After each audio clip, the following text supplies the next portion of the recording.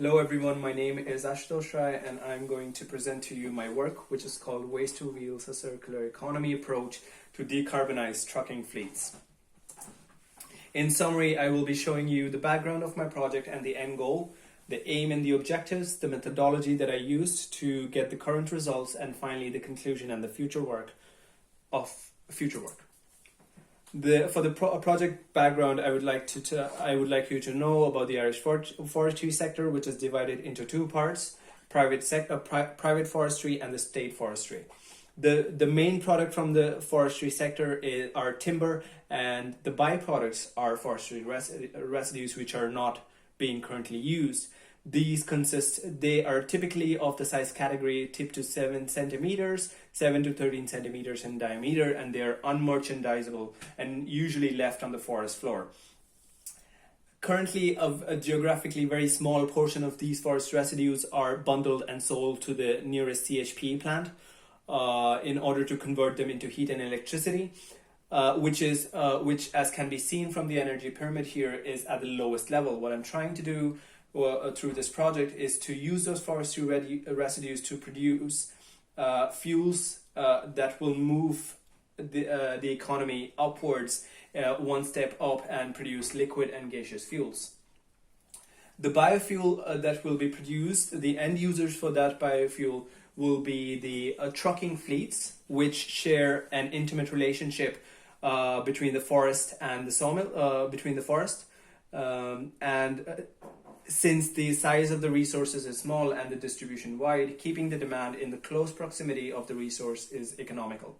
Therefore, the timber haulage fleets were considered as the end users of this analysis. The state-owned timber fleets account for about 8.5 million liters of diesel demand. This demand can potentially be replaced by biofuels. The aim and the objective, the aim of this research is to develop a circular economy approach by using forest residues for bio-CNG production for Ireland's timber fleet.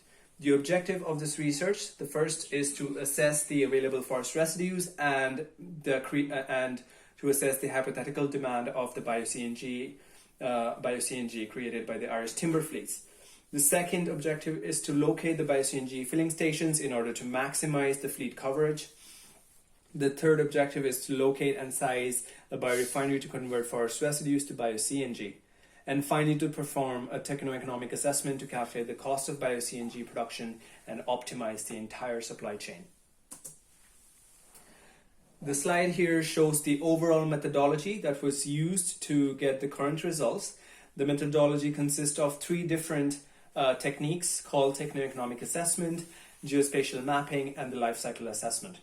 The current work includes the supply chain mapping of the resources, the distribution of the product, the resource collection, the location and sizing of the biorefinery, and finally optimization of a supply chain. Three models were used to produce the results. The first model is the forest residue supply model, which calculates the yearly location and the quantity of the forest residues. The second model is the bio-CNG demand and distribution model, which locates and sizes the hypothetical demand created by the sawmills, and thereby locating the filling station, thereby helps in locating the filling stations. And finally, the biorefinery location model, which is calculated by using a unit cost. So initially 32 hypothetical candidates were selected all over Ireland, and out of all these 32 candidate sites gave a unit cost of transporting forestry residues and bio-CNG from their locations to these biorefinery, and the location with the lowest unit cost of transportation was selected as the location for this research. Here I will try to explain to you how the location model works. So the model allocates the maximum demand located at the origin I to the nearest facility J, which has a specific capacity. If the capacity of the nearest facility J is full, the demand will be located to the nearest facility, thereby to the next nearest facility, thereby minimizing the total distance traveled in order to reach the destination. Here I'm showing you the methodology that is used to calculate the levelized cost of bio-CNG produced. The transportation cost from the previous three models was used in order, transportation distance was, from the previous models were used to calculate the transportation cost, which gave us the operation and maintenance cost, and the cash flow out, which was used to calculate finally the levelized cost of biofuel. The results here, I have shown two maps, which the first map 1 shows the quantity of the forest residues, and the color scheme shows the specific cost of transporting that forestry residues to the location of the biorefinery, which in this case, the selected out of 32 locations, the location for the biorefinery that is shown here showed the lowest unit cost of transporting both the forest residues and the bio-CNG. The second map shows the hypothetical demand of the bio-CNG. The locations here are the location of the sawmills that usually use diesel to transport their timber from the forest locations to those particular locations that are shown here. But in this case, that diesel demand is replaced by a bio-CNG, by a hypothetical bio-CNG demand. As can be seen from the map 2, not all the resources are, not all the demand is being met. About 89% of the demand of the total bio-CNG demand in Ireland can be met by strategically placing 6 filling stations, as I've shown you in the graph in the map here. These are the results for the levelized cost of the biofuel produced.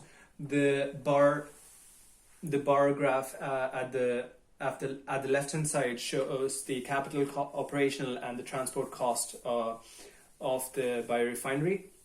The capital expenditure includes the cost of constructing both the 6 filling stations and the biorefinery.